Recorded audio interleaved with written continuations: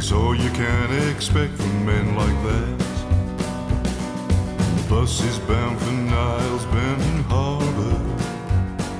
The ladies wear perfume to scar your nose, and the only way to reach them is to scare them. But of that you know little, I suppose. It's a magical and mystical performance as you perambulate right down the road, with your pockets full of stardust and perfection, and Jesus on your side and in your soul. She had rings on every finger and 10 bracelets, some touch with powers given by a sage. He had contemplated giving her his wristwatch. The time for him had long since gone its way.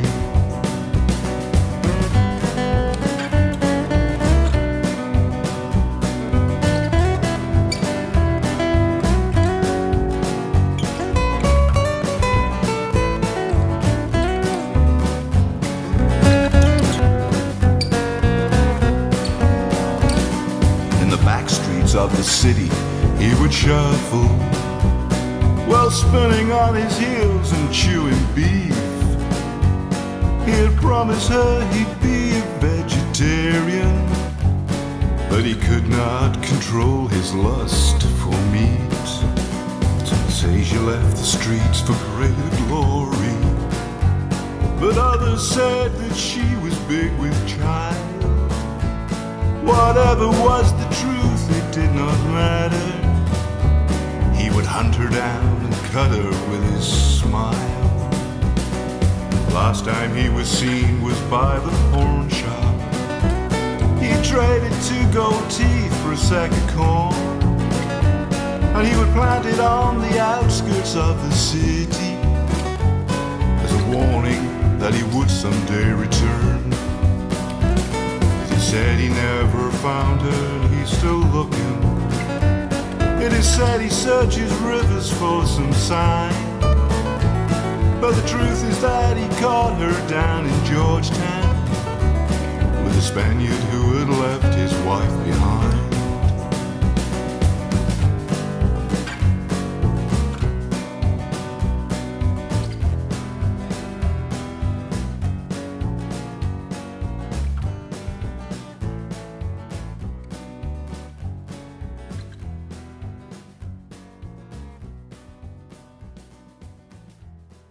Don't you wish that your weekend was longer than just 2 days? Well, if so, then you're in luck, because here on Ripon Common Sense Radio, our weekend begins on Wednesday. Yes, you heard that right. Our weekend kicks off every Wednesday at 7 p.m. Pacific, 10/9 Central, with Dark Wolf's Den, starring yours truly, Jerry the Dark Wolf.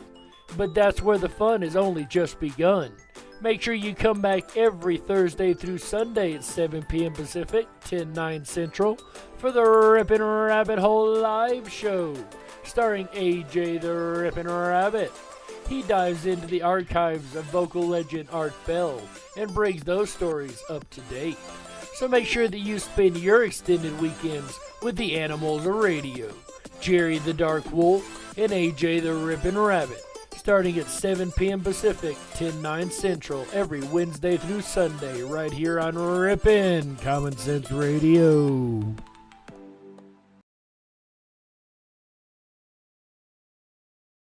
Ripon Rabbit Hole is a community-driven radio. At times the community comments may reveal prejudices and other beliefs that we or our sponsors do not condone. Views or opinions expressed by the community, callers, or guests are those of the individual speaking and do not represent the views or opinions of this site. Ripon Common Sense content is intended for mature audiences only. Enjoy.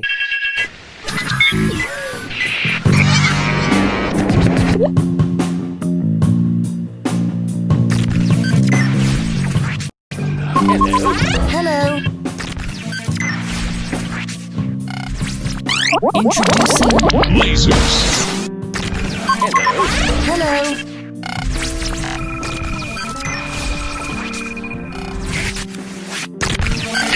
Communication is now the ultimate power in the universe. This is your man Meta, aka Propagate This Light, and you're now listening to Dark Wolf's Den.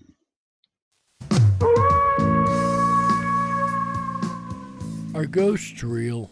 We had 1,000 hours of continuous communication with the spirit world. Does time travel actually exist? The laws of physics seem to be compatible with time machines. You know, sometimes I wonder about reincarnation. Don't you?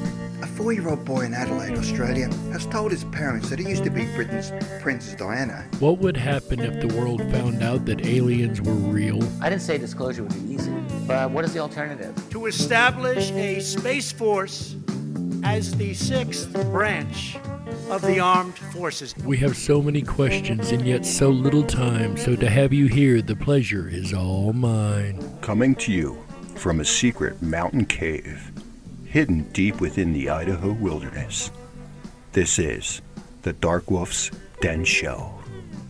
Now, here is your host, Jerry Hicks. That's right, I am Jerry Hicks, also known as the Dark Wolf, and this is the Dark Wolf's Den Show, where we howl at the paranormal week after week. That's right. Tonight is July 8th, 2020, and tonight we're going to discuss the mysterious stone structures found all around the world. That's right. But first, I would like to pay homage to something very, very special. You see, you remember last week we discussed what alien disclosure and integration with an alien race may look like. But this is, in history, this date is what I would dare say was the birth of the modern day ufology field. Check it out. Today in paranormal history. Headline edition, July 8, 1947. The Army Air Forces has announced that a flying disc has been found and is now in the possession of the Army. Army officers say the missile, found sometime last week, has been inspected at Roswell, New Mexico, and sent to Wright Field, Ohio, for further inspection. And that was Today in Paranormal History. I kid, but seriously, this is a very, very special day in ufology, so hats off to all the ufologists who have worked so hard over the years to bring the truth to light. Anyway, moving on, ladies and gentlemen, welcome to tonight's episode. Tonight we will be discussing the mysterious stone monuments found all around the world, like I said earlier. Our first story tonight is the story of the Dropa stones. This is a very, very strange one. This comes out of China. We know how forthcoming China is with information, which makes this also a very hotly debated topic. And these are called the Dropa stones. And they were supposedly a set of stone discs like jade discs normally found in China that held some interesting information. It is said that in 1938, Dr. Chi Pu-tai led an expedition into the caves of Bayan Karaula in China. Caves that held traces of an ancient culture which once occupied them. Buried under a thick covering of dust were 716 strange stone discs. Discs that mysteriously resembled phonograph records. These ancient artifacts became known as the Dropa stones. They are claimed to be 30 centimeters in diameter and have a circle cut into their centers. Around the discs are 2 grooves, and they have been dated to be around 12,000 years old. The 2 grooves are said to be composed of tiny hieroglyphics that tell a strange story. Chinese researcher Sun Nui believed that in 1962 he translated the hieroglyphics, and according to him, they describe a spaceship that crashed into the mountains, piloted by people who called themselves the Dropa. However, the Dropa people could not fix their craft, and therefore had to adapt to Earth. His research claimed that the Dropa people were hunted down and unfortunately killed by the local Hans tribesmen. However, Sun Nui was very quickly ridiculed for his research by most of the science community, and eventually he went on a self-imposed exile in Japan. The mysterious discs have been analysed by many scientists, including Russian researchers that performed an experiment where the discs were supposedly placed on a special turntable, whereby they were shown to vibrate or hum in an unusual rhythm as though an electric charge is passing through them. But not many experiments have been made public, and currently there is no clear information on the whereabouts of the mysterious Dropa stones. They remain one of the most mysterious artifacts in the world. As an amazing artifact as this sounds like that it is, sadly, the evidence of all of the Dropa stones have disappeared over time, and a lot of the, of course, scientism reductionists consider it nothing more than a giant hoax, although many ufologists do take it seriously, and it's kind of split right down the middle on opinion on the Dropa stones. Again, hotly debated still by both skeptics and proponents of the story, which the next topic also is a highly debated topic, but is a little more relevant. You can see these all around the world, and that is, of course, pyramids. We know of the Egyptian pyramids, and everybody in the archaeological field says that they are tombs, and if you were to reject that idea, you would literally be ostracized from the archaeological field and called a pseudo-archaeologist all of a sudden. However, let the proof and let the record show that a body has never once ever been found within a pyramid or pyramidal structure. So the idea of them being tombs, one, is quite unlikely. What is even more incredible is how they were supposedly built. Okay, so according to historians, according to the modern paradigm of thinking in archaeology, the pyramids were built by not slaves, actually, as we were all taught in school, but were actually built by people who were employed by Egypt. Okay, fair enough. Let's go down this line of thinking.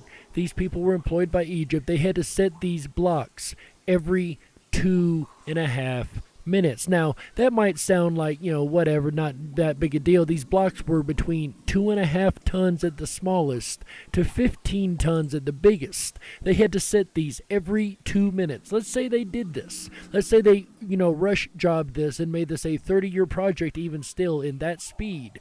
And most people who have ever worked construction will seriously appreciate what I'm about to say.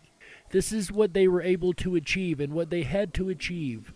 And this, in this amount of time, this quickly laying these blocks. Check this out. The pyramid is formed of 2.3 million granite and limestone blocks. Also, the outer surfaces were at one time covered in complete limestone and would have shined in the sun. I would have loved to seen that, wouldn't you? Anyway, the stones are fixed so close to each other, there is a distance of 1/10,000th of an inch between them. 1/10,000th of an inch between them. That is crazy. The angle of inclination is 52 degrees. This means each side is carefully oriented with one of the cardinal points of the compass, either north, south, east, or west. Now, what makes this so amazing? Again, anybody who has worked construction can seriously appreciate this very, very much. Any tiny error of inclination during its construction, any block placed even a small bit off, even a hair off, would never match up at the top once all was said and done, and it would not match up to the cardinal directions anymore. A small deviation in the beginning becomes a large deviation in the end. Anybody who's built a house and got your foundation off even a little bit, you know exactly what I am talking about. This is actually very, very astronomically precise. Also, it is lined up precisely, all three pyramids, with the belt of Orion's stars. That in itself is quite incredible. It has to match that every single night. And I know for some that might not be that all amazing, but for me that is quite amazing. The king's empty sarcophagus is only about 1 centimeter smaller than the chamber entrance, suggesting it must have been placed inside the chamber as the pyramid was being built. Now the sarcophagus, keep in mind, one more time, was never, ever, ever found with a body in them. Now, why would you have an empty sarcophagus in a chamber? Could the pyramids in Egypt have been used for something else? But Egypt isn't the only place that has pyramids, though, now is it? Oh no, they're found all across the world. We know China has pyramids now, even though they do not like to admit it, and they're trying to plant trees across all of them to hide them and make them look like mountains, which are the most perfectly shaped mountains ever, if that was the case, and we know that it was not. We also know that let me rephrase that. We also believe that the Egyptians did not actually build the pyramids, by the way, the big ones. And the reason that I believe that, I'll tell you the evidence that I will point to, and that is the smaller, more, for lack of a better word, ugly, or less skilled looking pyramids that are built beside the main pyramids. You rarely see these, but if you look, there are a bunch of them that are not quite up to par. These are the ones the Egyptians tried to build to copy what they had seen, and we'll find this is not just a one-off situation. You see, the Incan did not build their pyramids either. Archaeologists will tell you yes, of course they did. However, the Incan elders will tell you no, we didn't. We walked up on these and they were there. We just used them. They adopted the pyramids. Even though they're given the credit for actually building them, they're only given the credit by Western archaeologists who refuse to listen to the actual ancients who are telling them the truth. There's also pyramids in Mexico, the Mayan pyramids, another group who, if I'm not mistaken, and if I am, I will correct myself later, I assure you that, but I believe they also found the pyramids that they were supposedly built. And they built pyramids, of course, they're attributed pyramids to the god Quetzalcoatl, I do believe. You've also got South American pyramids. They're all over the world, literally. They can be found on almost, if not every single continent. Another thing that we're finding that can be found on almost every single continent are henges. What are henges? Well, think Stonehenge, like Britain. On the Salisbury Plain, you've got the Stonehenge Monument, which is a circle of standing stones, some with tops on them, some without. It was thought to be a calendar for the ancients at one time, among many other ideas and theories of what it may have been. It's thought the Celts used it as a place of worship and astronomical study. It's got many, many different theories behind it, but like I said a moment ago, it's not the only henge in the world. Oh no, there's an American Stonehenge. As a matter of fact, there are two American Stonehenges, though I think to dare say we may share one with Canada. I'll explain that in a moment. But the American Stonehenge can be found in the northeast of the country. It's another smaller version of Stonehenge. It's not quite as fanciful or big, but it is still a group of standing stones around a large area of also what look to be cellars or maybe meat lockers, but they don't have doors. They don't have the right equipment that would be needed for these, and they're all built out of stone. No one knows who really actually built these henges in the Northern America area. It's thought the Native Americans did, but I'm not sure that that has been confirmed. Also, there is a henge under Lake Michigan. That's the one that we may or may not share with Canada. I'm not sure about its exact location, but I know Lake Michigan has a henge in it too.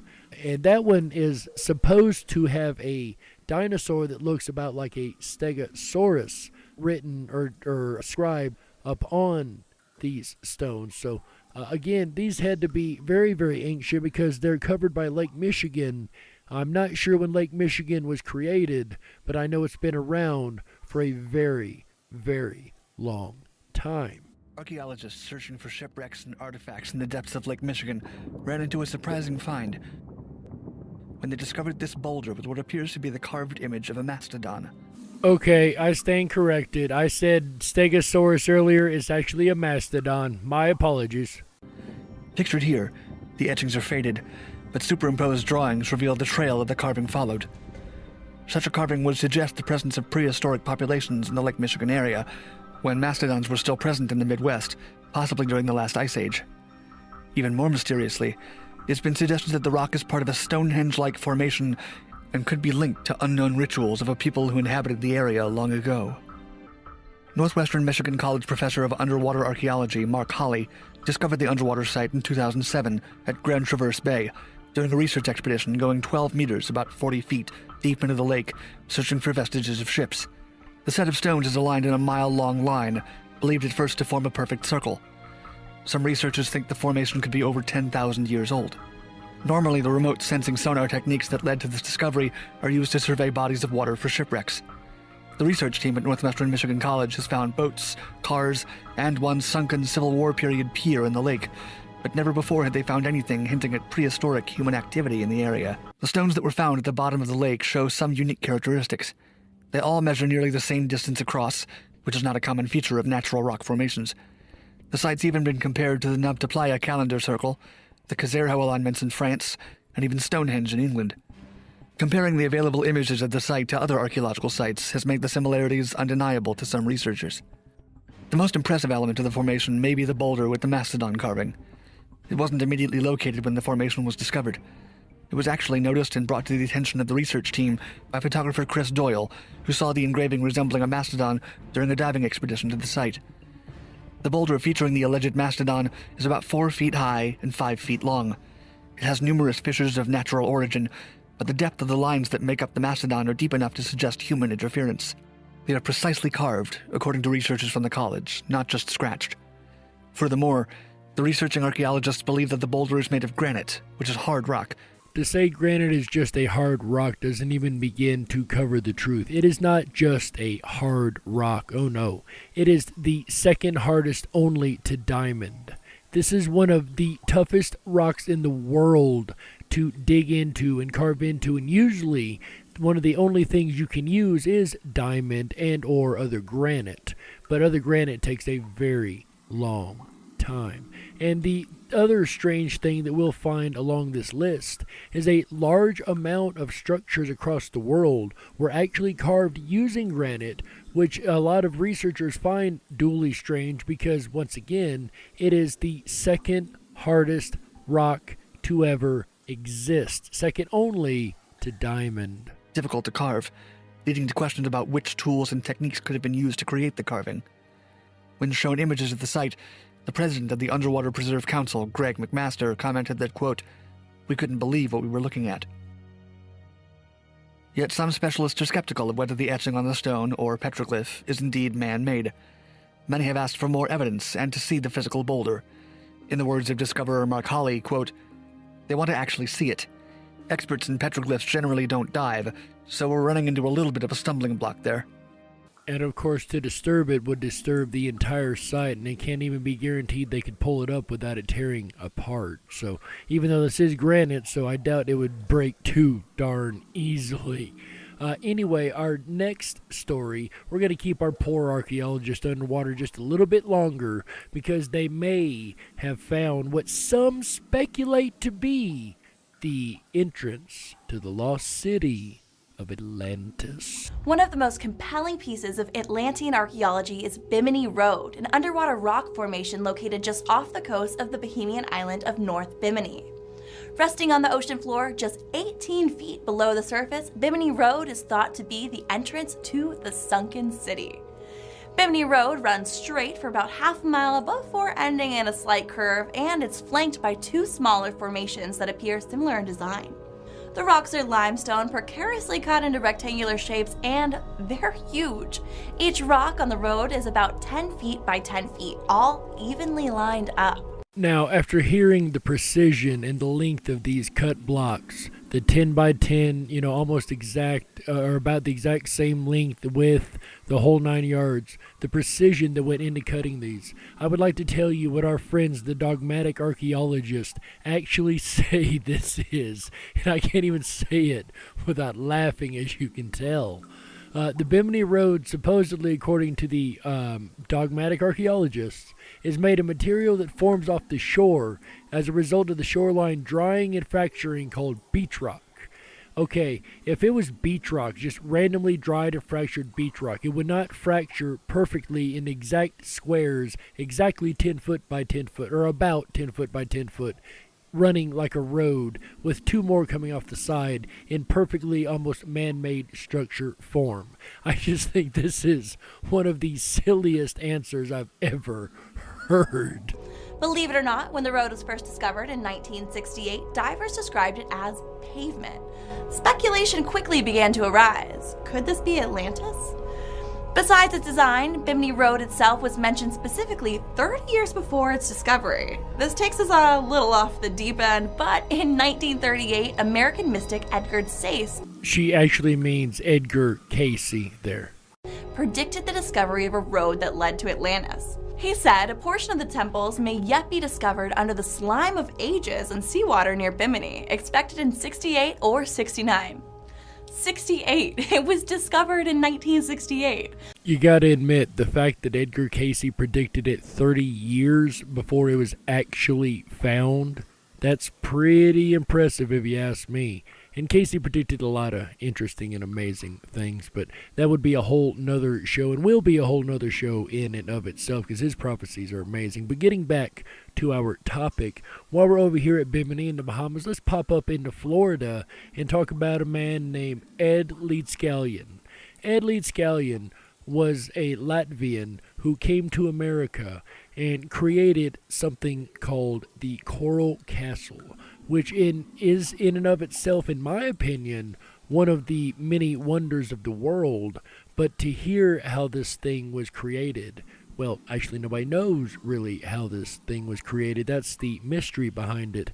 But Mr. Leedscallion did it without anybody watching him or knowing what he was doing, and did things in a manner of time that was almost humanly impossible, especially for what he was able to create. It's very rare to cover a mystery that could actually be real paranormal, just unknown by science, hidden knowledge. And Coral Castle is one of these mysteries, as still to this very day, it still remains unexplainable. Coral Castle was built in the early 20th century by a very unusual man named Edward. Edward was from Latvia, and he decided to leave his homeland and come to America after he was rejected by the girl he loved. Now this girl was only 16 years old, and I'm not sure how old Edward was at this time, but I do believe that he too was also fairly young. And he would always call her his Sweet 16. And after he was rejected by this young woman, he moved to Florida, then eventually got himself a 10-acre piece of land in Homestead just south of Miami. And right after he came to America, he started to build Coral Castle for this young girl that he loved so much.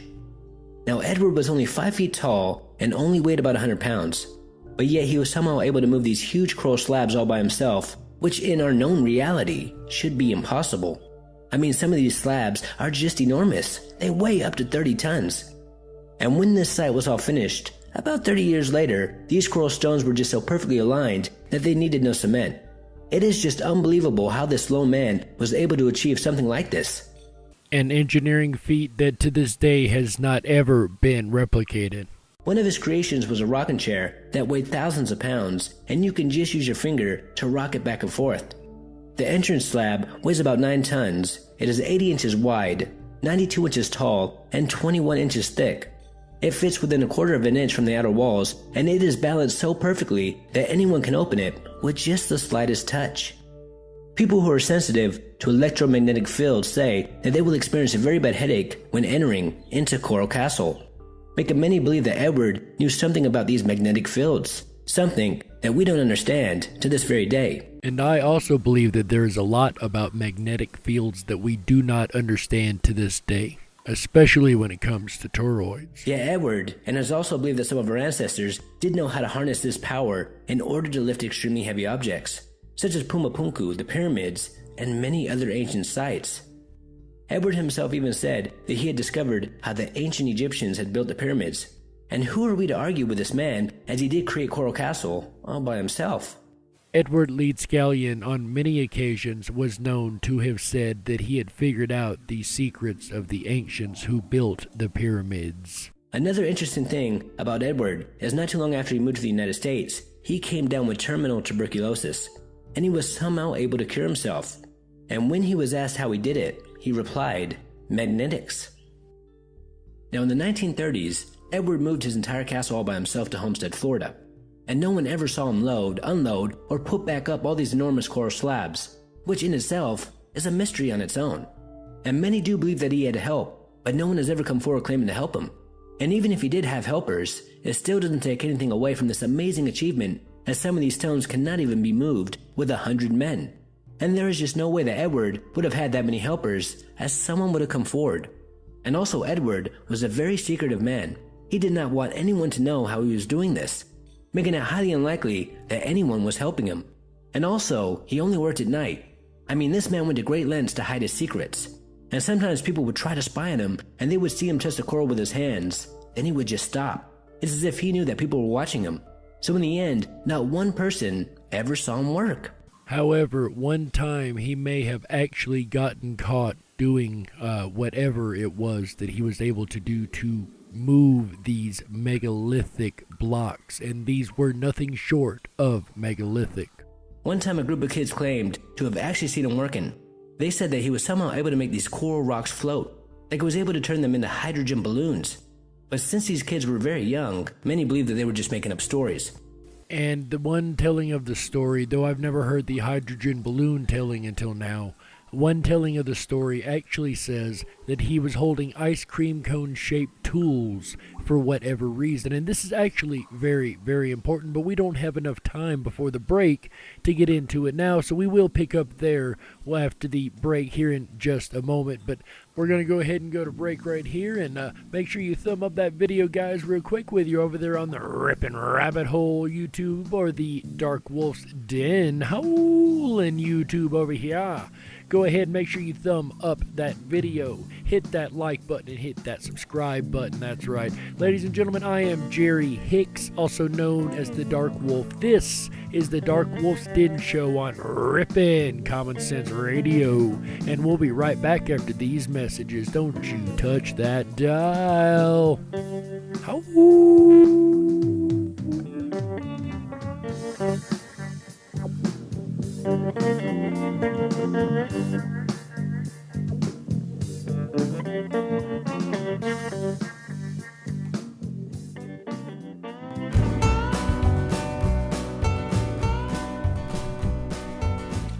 Hi everyone, it's AJ the Ripon Rabbit. Are you enjoying the show so far? I know I am. If you've enjoyed the program up to this point, please make sure to thumb up that video, hit that subscribe button, and ring the bell. You'll get our notifications every time we go live. We're here every Wednesday, Thursday, Friday, Saturday, and Sunday nights, bringing you the very best of Common Sense Radio, the Ripon Rabbit Hole. I'll be back tomorrow night, Thursday, July 9th, with a special look at artist Kimberly Lynn Hansen. It's going to be a great night as we explore the rabbit hole of artistic capabilities with Kimberly. Then Friday night, June 10th, Flat Earth Theory, with special guest Dearth. David Weiss of the Flat Earth Podcast will join me as we take a journey down the rabbit hole of the Flat Earth. I'm excited about that. I have not done a show on Flat Earth, so this is a first. Then Saturday night, can you talk to the animals, or perhaps can they talk back? We'll take a look Saturday, June 11th, starting at 7 p.m. Pacific, 10/9 Central. All shows start at 7 p.m. Pacific, 10/9 Central. We'll end out the weekend together on Sunday night with Blue Elvis, the hidden life and strange secrets of the King of Rock, Elvis. Is he still alive? We'll find out July 12th. 2020. A top hats off to our fantastic Fun King Queen of July 2020. Queen JoJo's took the crown away from Nikki Rabbit and is now seated on the throne. So top hats off to our fantastic Fun King Queen, JoJo's. Job well done. If you haven't done so already, please hop on over to the riponrabbithole.com. That's RIPON, rabbithole.com, and jump on our weekly mail list. We'll send you out our weekly schedule every Wednesday morning direct to your inbox. We only send it once. We don't share or sell your email addresses, so please make sure to do that. While you're there, explore riponrabbithole.com. There's a lot of great places to find and discover, like the Ripon Rabbit Hole groups, as well as the 24/7 Backstage VIP Lounge, where the conversation continues after the show. It's really cool. You'll want to check it out. You want to connect with the group, share your microphone and your camera, and meet people from all over the world there in the Backstage VIP 24/7 Lounge. We're going to be back to Jerry Hicks and the Dark Wolf's Den Show in just a moment as he howls at ancient stones. Stick around, a lot more to come. Here on the very best of Common Sense Radio, the Ripon Rabbit Hole.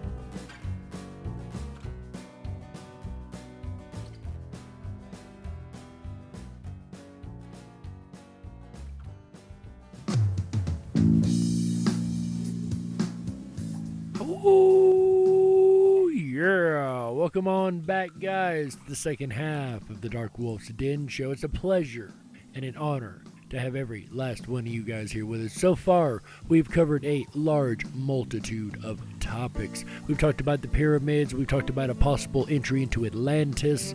We've covered some really, really wild stuff, guys, and that is only getting started. This half, we are going to talk about something that we kind of dropped off on the end of the first half of the show, and that was the cone tools. The cone stone tools, that's right. You remember Mr. Ed Leedscallion was found to be holding, at least according to the kids, cone-shaped tools that supposedly turned these rocks into something like hydrogen balloons and made them float. And as wild and crazy as that sounds, I would probably pass that off, and like I did when I first heard the story, kind of put it in the back of my mind into file 13, if you will, until, by the way, file 13, for those who don't know, is what I call that little spot in the back of your head where you put information that you've not quite corroborated yet, but you're waiting to hear if anything comes forward to corroborate it. Yeah, so I put it in file 13 when I first heard it, and then I started listening to some other researchers about megalithic structures. And guys, these megalithic structures, as we've talked about so far, it really makes you wonder how they were able to transport blocks so big that we can't even transport them with modern day equipment. Think about that. These 100-ton, 200-ton blocks, I know the pyramids were only, 15 tons, I think it was, but these 100-ton blocks like we're going to talk about here shortly, how were they able to do that? How were they able to move these things when we can't even move them today? It really, really makes you wonder, especially at the speed at which they were supposed to build. And then you start coming in, once again, to the concept of these cone stone tools. Now, what in the world are cone stone tools? Well, they're just that. They are stones that are shaped kind of like ice cream cones, just like cone-shaped, but they're found all across the world in these ancient structures. And for that, I'm going to refer to one of my personally favorite researchers, a man named Mr. Michael Tellinger. Very soon after I started walking through and exploring the thousands of stone structures that I walked through myself, I started collecting these mysterious cone-shaped tools. Little did I know that the cone-shaped tools were actually going to be the one item that led me to a critical discovery about breaking through the understanding of ancient technology that leads us into wrapping our heads around what we can do with this knowledge and how this technology can be used today. So I started exploring the stone circles and the cone-shaped tools, and as I walked through the thousands of stone circles myself, I also started to realize that a new body of information was released to humanity. And this was information to do with Caesar technology, as opposed to laser technology. Now, laser stands for light amplified by stimulated emission of radiation. Quite a mouthful, right? It's basically coherent light that's shot as a laser beam through a prism or a crystal that focuses the light into a coherent beam. And of course, like he said, we all know what a laser is, but imagine that, but with sound. Now, Caesar technology was only exposed to humanity in 2009, at the same time that I was picking up the cone-shaped tools and exploring the stone structures and realizing that they were not what we thought they were. They were not dwellings for people nor animals. So, Caesar technology, this is taking sound, so Caesar stands for sound amplified by stimulated emission of radiation, and that's really about taking sound and turning it into a coherent beam of sound that works as a laser beam or a Caesar beam. And the scientists got very excited about this, and obviously the first thing they talk about is applying this in the military, weaponizing Caesar technology, as we can expect would happen at government level and military level. But this goes back much further in time. And when he says this goes back much further in time, I'm talking about way much further back in time, possibly to the original pyramid builders, whoever they may have been, and all the way before them. I'm talking back to maybe Göbekli Tepe and the things that are not even supposed to been able to have been built. We'll possibly circle around to Göbekli Tepe if we have enough time here in the end. Well, what is a Caesar beam? A Caesar beam is coherent sound that's basically been propelled beyond the speed of light. And this is spectacular. When you look at a light laser, a laser beam, you can see a laser beam. So everybody can understand that. If you're manipulating things with a laser beam, everybody can understand it because we can perceive it with our eyes. But if you're using Caesar technology, you can't see the sound beams. So to anyone that sees somebody else use Caesar tools, it'll look like magic. And it's exactly what happens here. In Great Zimbabwe, we've got a giant cone-shaped tool, a giant cone facing the sky. The tip of it has been broken off because when they first discovered Great Zimbabwe, the so-called explorers in the 1800s, they ripped into this giant conical tower thinking it was filled with gold. Unfortunately, they were wrong because it had nothing to do with being a container or a silo of some sort, storaging or storing materials. So it's a giant cone-shaped tool facing the sky. And I would dare call a mountain a giant cone shape that is facing the sky, point up. So there were some very interesting and mysterious activities going on inside Great Zimbabwe ruins itself. In Australia, we find cone-shaped tools. I was given this cone-shaped tool by an Australian collector in 2014 to add to the collection, and you find this just keeps going on and on. We find ancient cultures that still practice this custom today. During certain ceremonies and inaugurations, they use these strange elongated cone-shaped golden hats in the process, in the ceremony. What were they doing with these cone-shaped tools? Were they bringing in information, sound and frequency, into the minds and the heads through the pineal gland of the recipient of this inaugurative process? This is all that we need to think about as we think about cone-shaped tools in history.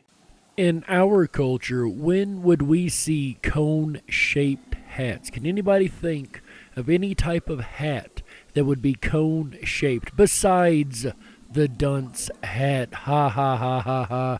For those out there who really thought they had me, I know the dunce hat, but besides the dunce hat, can you think of another type of, what's the word I'm looking for, costume maybe, that would have a cone-shaped hat? Why do wizards and witches wear cone-shaped hats?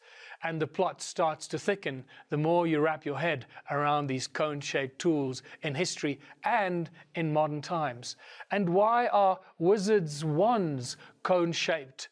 And if not only the wand, but at the end of the wand, you'd find a crystal that's got a conical point that would be obviously used for something, for casting spells or... For those who may or may not know, in Wiccan, when you design your wand or build your own wand, you do use a pointed tip crystal of some type attached usually to a piece of wood of some type, though it can vary. However, the point is you have a tip, a point at the end of it, and that is very important in casting according to Wiccan lore and the way their practices are designed.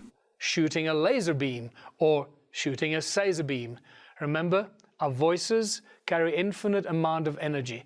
We can create infinitely. We've already looked at how the infinite number of shapes and physical manifestations that happen as we speak, every sound we utter, every sound we create. And as we know, frequency and harmonics is one of the most, if not the most important aspects of the entire universe, as Tesla, you guys know, spoke about a lot. But if you really want to see something cool, like Mr. Tellinger here is talking about, look into something called cymatics, where you put basically a plate of some type, metal usually, on a speaker, and then pour grains of salt or sand or something like that, and then let the speaker play different tones or even speak into it, and you will see a wide variety of amazing symbols and creations of frequency in matter, physical matter itself. We've seen it through the study of looking at the cymoscope that shows us the actual effects as we speak of the human voice, that we have infinite potential to create and manifest through sound.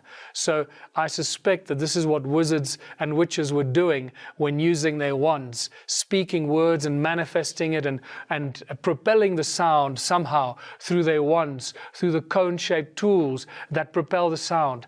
What happens with the cone-shaped tools, if I just expand on this a little bit, the sound goes in to the cone, it starts to speed up, it spirals, creates a spiral effect, and the sound speeds up until it hits Caesar or hypersound speeds, at which point it shoots out the tip like a laser beam would, and we have a vortex field. I've always imagined within the Great Pyramid especially, or pyramids in general, but within the Great Pyramid, if you had the right sound frequencies going at the right amount of tone and amplification and repetition, you know, the right frequency, all that, if you had that going within the Great Pyramid, and you had it going enough where it could reach and reverb and echo and echo and echo and echo back on itself to reach this Caesar speed. I've thought about this a lot years ago. To reach this Caesar speed and then shoot out the tip as an energetic pulse. These could have been just as much a defensive weapon as they could have been a worship center, or, well, I'm not even going to say the word tomb because we all know that there was no bodies found in there, so they weren't tombs. But it makes you wonder if sound frequency wasn't, something so simple like the ohm being repeated at the right frequency, the right over and over and over and over and over in the right frequency, enabled to get the sound waves to increase in speed and increase in speed and increase in speed until they become energetic at the very tip of the pyramid and perhaps shoot out the very top. It's a very intriguing idea, if nothing else, and it would be invisible unless the energy was so compacted that it would actually shine brightly because of the heat involved, but that's all theoretical. But anyway, the idea that you could get sound moving at such a speed that you could use it like a weapon, as we know, we've seen like in Back to the Future when Marty hit that chord and went flying back because the amplitude of the speaker and the pounding and the hit that it did when he hit that chord. That's what I'm talking about, but at a super, super hypersonic level, to the point that you could do damage that would be invisible and look almost, if not, like magic. A Caesar vortex field. What happens around vortex fields? This is a well-studied phenomenon already in the 30s and 40s in Russia. A lot has been written about this. Vortex fields distort gravity around them. And here we have an answer as to how Cone-shaped tools were used for levitation devices, for casting spells, as Caesar beams, to cut metal, to crush stone, and do pretty much anything you can imagine. Once you can focus a specific sound frequency through a cone-shaped tool, and you can manipulate it to get whatever frequency you want, because clearly whoever designed this technology knew what they were doing. So just like we can create different laser beams that can either be a pointer that's benign, or you can create a laser beam that cuts metal in a split second, you can have different intensity Caesar beams that do different things and have different effects. So you can direct a laser or a Caesar beam at a stone, for example, expose it to a prime resonance frequency of that stone and soften it to the point where you can mold it and manipulate it without raising the temperature. On a lot of ancient stone structures, there's proof of vitrification.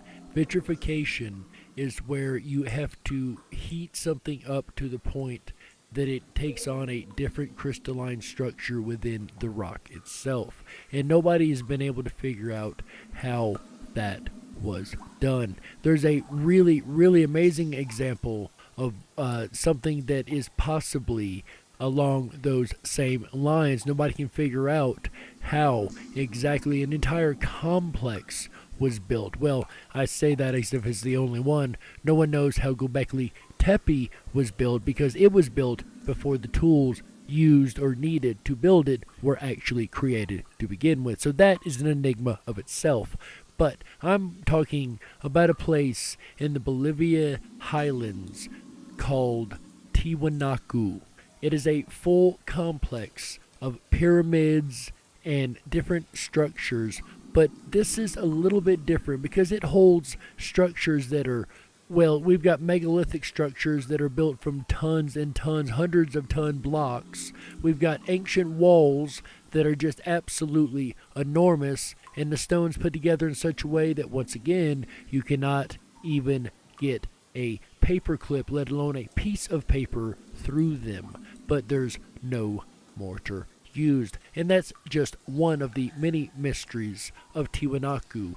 And there's also Pumapunku, which is a part of Tiwanaku complex. One of the many curious structures within the complex is a door to nowhere, a false door, if you will. So this is the door of Amaru Muru, sometimes called the Stargate or the Devil's Door. It's carved into solid sandstone here in one of these odd rock formations right along the western shore of Lake Titicaca. You've got this inner door here. It's just about 6 feet tall. The doorway is also about 4 to 5 foot wide and about 2 foot deep, and then it's just a rock wall then. Then you got the greater outer door up there. Looks like it's about 24 feet high. This is most probably pre-Inca.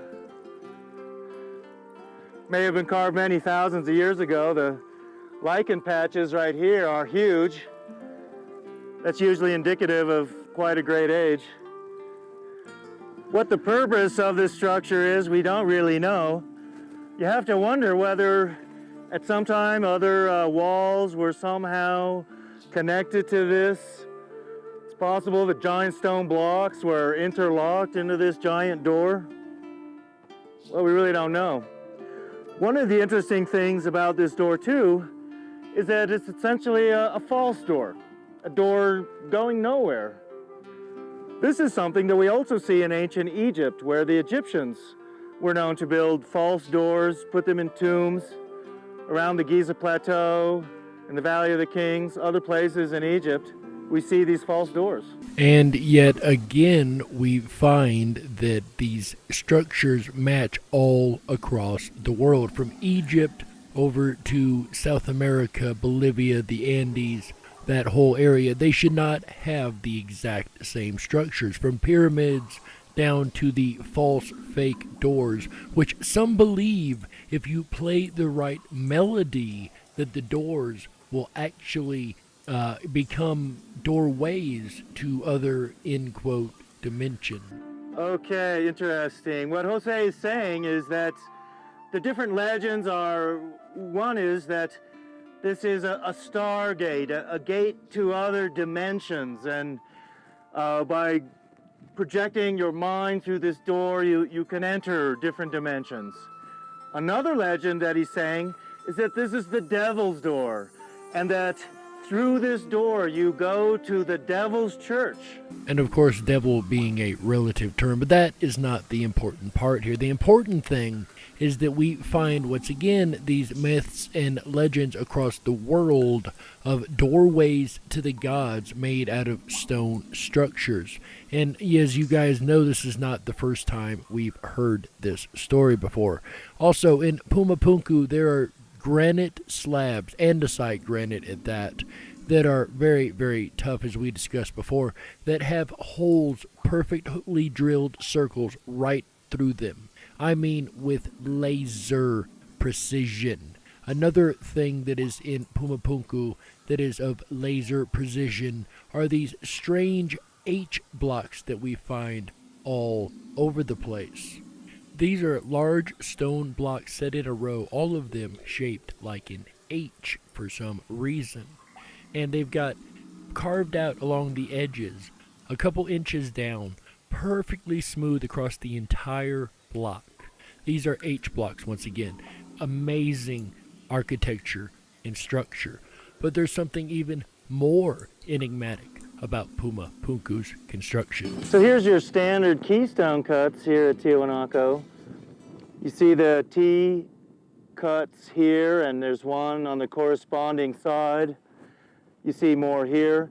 You always have two corresponding keystone cuts on each side. And in fact, this is exactly what we see at Ollanta Tambo. This is also a pre-Inca kind of construction. We know that Tiwanaku was built at least 1,000 years, if not more, before the Incas existed. In many ways, these keystone cuts are proof that the Incas were not building Ollanta Tambo or the other buildings that we've seen around Cusco. And these keystone cuts had metal poured into them. So you're talking about molten metal years and years and decades and centuries before it was actually supposed to have been able to be done or have been able to have been known about to begin with. So this is also very, very incredible. But there is one last amazement about Pumapunku. These are the mysterious ruins of Pumapunku, nearly 13,000 feet in the Altiplano of Bolivia. What you have here are massive blocks of granite scattered like some kids' toy blocks around the site. It's like some giant cataclysm just wiped out this entire area. He says cataclysm. In my opinion, it was more like a bomb. That's what it looks like. A giant bomb went off in ancient times and just scattered these huge granite blocks everywhere. Archaeologists are baffled by what Pumapunku was, how it looked, and what the purpose of this enormous structure would have been. How these massive blocks of granite were moved from their quarries and brought here to Pumapunku would have required some kind of super technology. And I can't say that I honestly disagree with him, considering, again, we cannot move such structures and blocks even with today's current technology. So what do you guys think? Do you think that it is something the ancients knew that we don't yet understand? Do you think it has something to do with the cone-shaped tools? Or perhaps, as modern archaeology believes, we're just howling up the wrong tree? You be the judge. And that's all we have time for tonight, folks. I hope you've enjoyed this amazing episode. There's a lot of information packed in this little episode here, I tell you what. but I enjoyed every last minute of it, and I hope you did too. Whether you're on the edge of reality, the edge of the galaxy, or the edge of your seat, we're glad you chose us to be right there with you. Don't worry, guys, the den may be closing, but the weekend fun has only just begun. Make sure you come back Thursday through Sunday, 7 p.m. Pacific, 10/9 Central, for AJ's Rippin' Rabbit Hole live show. That's right. He's got a great lineup this week. Oh, you know, I've been over there listening over here, and he's dropping them rabbits again, and they've been talking about some fun stuff. Check this out. Our friend Kimberly Lynn Hansen will be joining Mr. AJ on Thursday. That's right. Then Friday, he'll be talking about an interesting subject indeed. He will be discussing the flat Earth.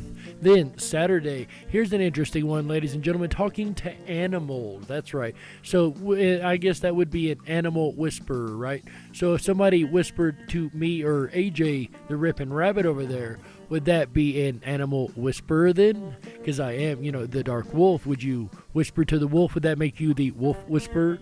I don't know. Or he's going to answer at least one of those questions, I do hope, on Saturday. Then Sunday night, he'll be talking about Blue Elvis. And I cannot wait to even find out what that's about. I have no idea. All I heard was Blue Elvis. So that's going to really, really be fun. So guys, make sure you come back every week this week, or every night this week, I should say, Thursday through Sunday, because every night is going to be packed full of lots and lots of fun.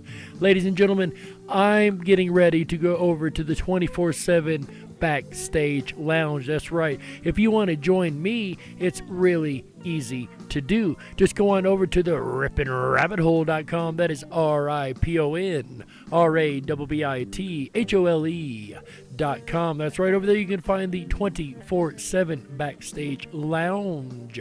Just click on that button and you'll scroll down half the page. You're going to find the VIP entrance. It will ask you to permission for your cam and microphone. However, you will be able to turn that off the moment that you enter the room. And you can use only text chat if you would like. I have some friends who love to do just that every night.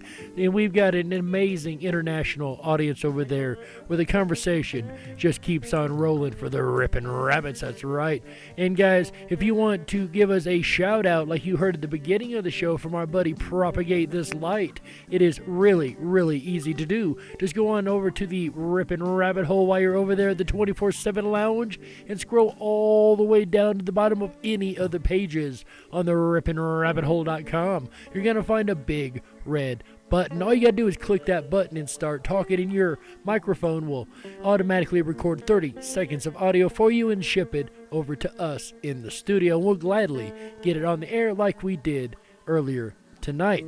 Ladies and gentlemen, that's it for us. We really appreciate you guys. We will be back next Wednesday, 7 p.m. Pacific, 10/9 Central, with a brand new episode of the Dark Wolf's Den Show right here on Rippin' Common Sense Radio. That's right. How yeah.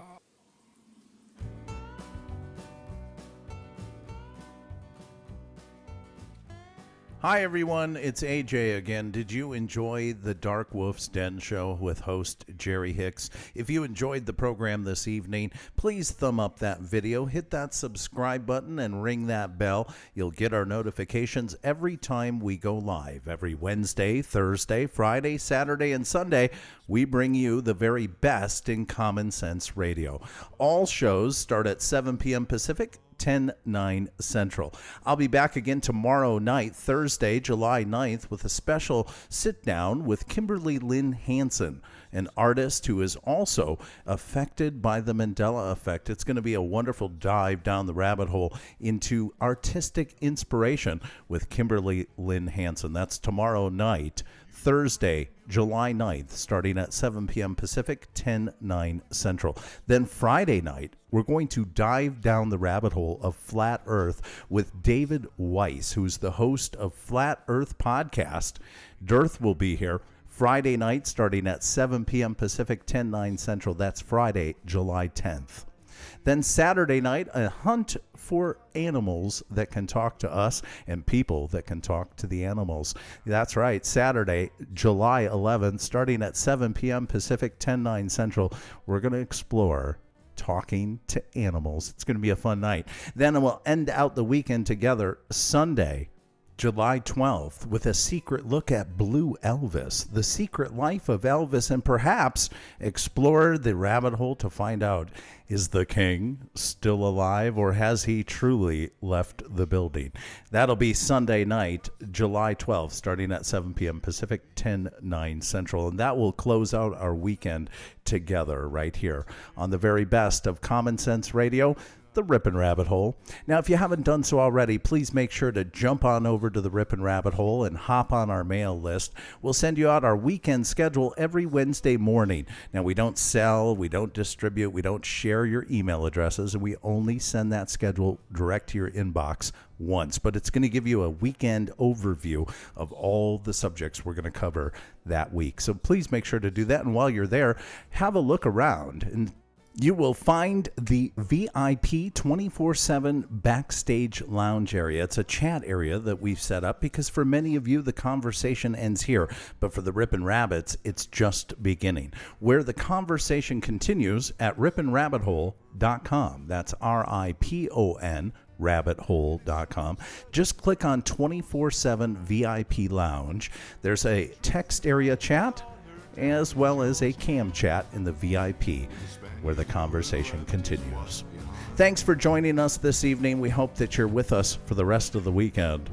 Until we meet again, take care of yourselves and each other. Good night.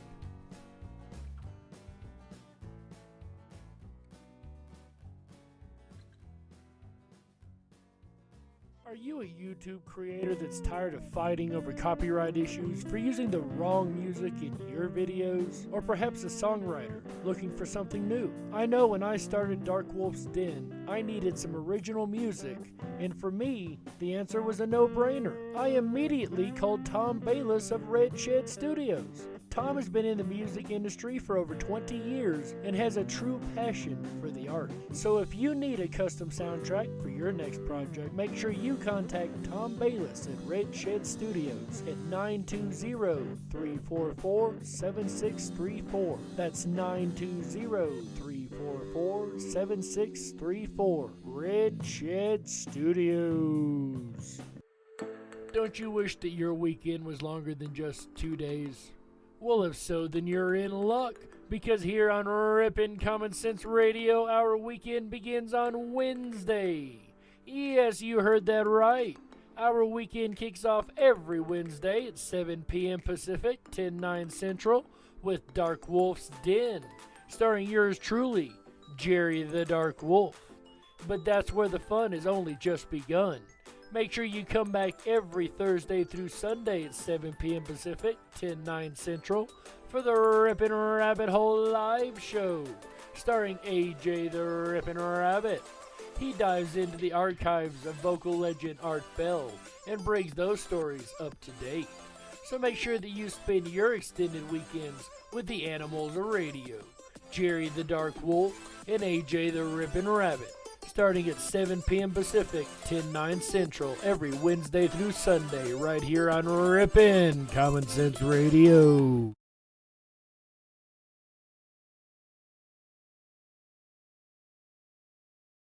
Pulling up the wrong tree.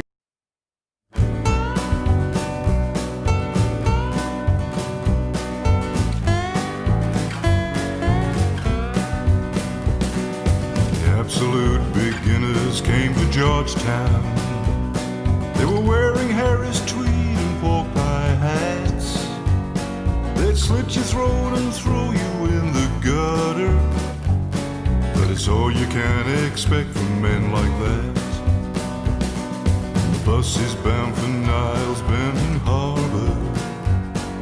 The ladies wear perfume to scar your nose, and the only way to reach them is to scare them. But of that you know little, I suppose.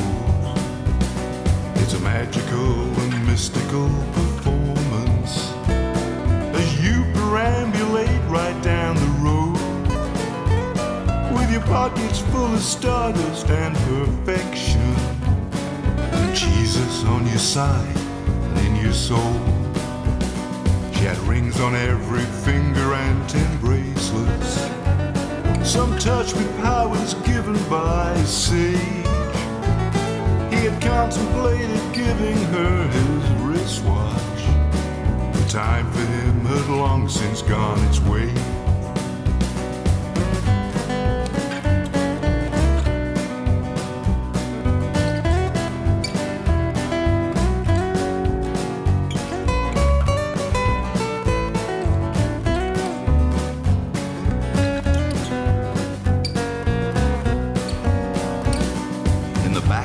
Of the city he would shuffle, while spinning on his heels and chewing beef. He had promised her he'd be a vegetarian, but he could not control his lust for meat. Since Asia left the streets for greater glory, but others said that she was big with child. Whatever was the truth, it did not matter. He would hunt her down and cut her with his smile. Last time he was seen was by the pawn shop. He traded 2 gold teeth for a sack of corn, and he would plant it on the outskirts of the city as a warning that he would someday return. Said he never found her and he's still looking. It is said he searches rivers for some sign, but the truth is that he caught her down in Georgetown with a Spaniard who had left his wife behind.